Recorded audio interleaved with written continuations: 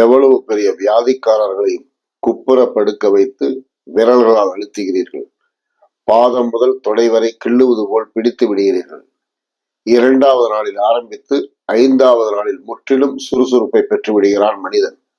இது எப்படி சாத்தியம் பாபி என்போம். இன்னும் ஒரு கொடுமையான வைத்திய முறையும் செய்தார் இயேசுபிரான். கருவேல முட்களை சற்று இளமையாகவே பிடுங்கி பல காய்களை சோதித்து பார்த்து அதில் குத்தி வைப்பார். 2-3 நாட்கள் கழித்து இளம் முட்களை உருவி முடமானவர்களை, அவரை தேடி வரும் கோணர்களை, வாத நோய் கண்டவர்களை குத்திய காய்களின் தன்மைகளை கொண்டு நோய்கள் பிரித்து தலை, மார்பு, வயிற்று பகுதிகளில் முட்களை தைப்பார். வெளவெளத்து போய் பார்த்து கொண்டிருப்போம். நாங்கள் கண்ட ஆச்சரியத்திற்கு இப்போது வார்த்தைகள் இல்லை.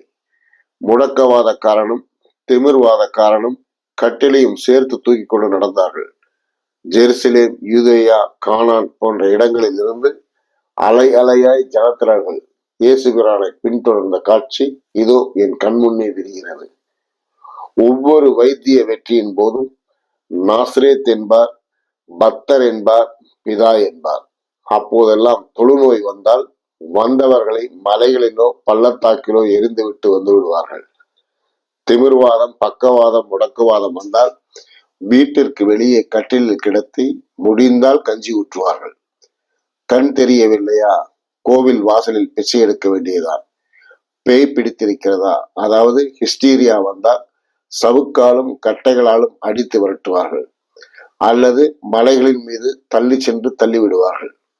ஆக பெரும் செல்வந்தர்கள், அரச கவர்னர்கள், ஆட்சியாளர்கள் இவர்களுக்கு மட்டுமே வைத்தியம் கைகூடிய அப்போது மீன் உணவுகளையும் கோதுமை ரொட்டிகளையும் அதிகமாக எடுத்துக்கொண்டதால் தானே என்னவோ ஓரளவாக தப்பித்தோம் நாங்கள்.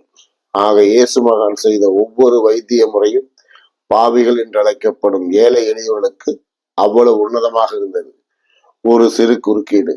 இயேசுபிரான் தன் வாழ்நாளில் யாரையும் பாவிகள் என்று குறிப்பிடவில்லை, எளியவர்கள் என்றே குறிப்பிட்டார், அதுவும் யூத மொழியில்.